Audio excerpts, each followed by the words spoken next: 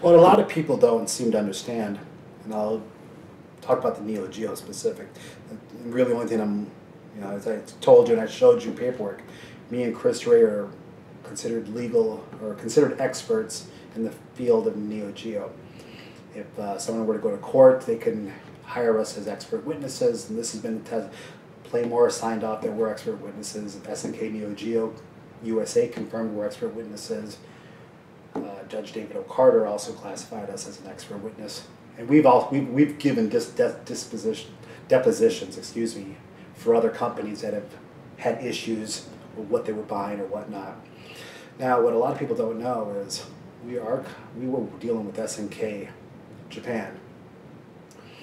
SNK Japan was a small subsidiary of a company called Aruze. A-R-U-Z-E, but everyone says Aruze, but it's not. They pronounce the E, Aruze, almost like French. But they were a small conglomerate that's company, and the company Aruze is huge, and they specialize in gaming. When I mean gaming, it's in gambling, slot machines, pachinko. Now, what SNK was doing, and a lot of people always talked about bootlegs or MVS bootlegs, and I always told everyone there was no such thing as a bootleg. I go because even the bootlegs that came out were made by SNK. SNK would make their games and then make these other ones, sell them out the back door, and then parallel import them to different markets, and then claim that they were counterfeit, and then they would keep the profit 100%, file them as a loss against counterfeiting. Oh, we lost 30 million. So that was their strategy. Then they got busted, and they had to go to court, and under the parent company Aruze, now they're involved in gaming. Gaming, to be able to manufacture and distribute anything related to legalized gambling, you can't have any affiliation with any organized crime or be any kind of interruption or any arrest. As soon as SNK was under indictment for tax evasion, Aruze pawned them off. They just had to get rid of that asset. They sold the IPs and they sold the registered name, kept all the real estate, but just got rid of it. Just basically threw it away, sold it for pennies on the dollar, just because they couldn't be associated with that.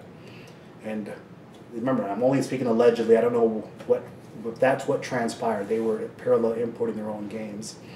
And it was a very dirty business, all this video gaming. When you had Nintendo, Sega, all these different companies, they would make back-end deals. Oh, give me your game. I want to keep this game on my system for 1 year. Or give me this game for 3 months. Or you know what? Put it on my system, but in 2 months put it on their system, but leave out a level or make the graphics bad. And this was done all the time.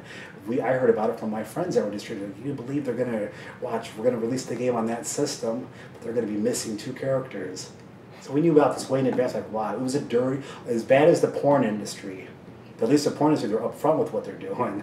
The video game industry, they were underhandedly leaving something out, leaving some music out, leaving a graphic out, and making the game that much worse, which didn't need to be. So it wasn't, they probably claimed it was technical limitations or whatever. That's what they say, but when you get down to it, 10 years later, you have homebrew guys making better games than these million-dollar companies. There were no limitations. They were told what to do. Leave that out. Leave that on purpose because this company is going to give us an extra $10 million. Well, it makes sense, but kind of a shame the way they do it. If they really had the limitations, do it to the max. Figure out what could be working best on both systems and go for it. But they did this on purpose. And what SNK was doing with the Neo Geo, they were doing their underhanded tricks were going out the back door and hurting. They're keeping the profits without telling anyone, and that led to their demise.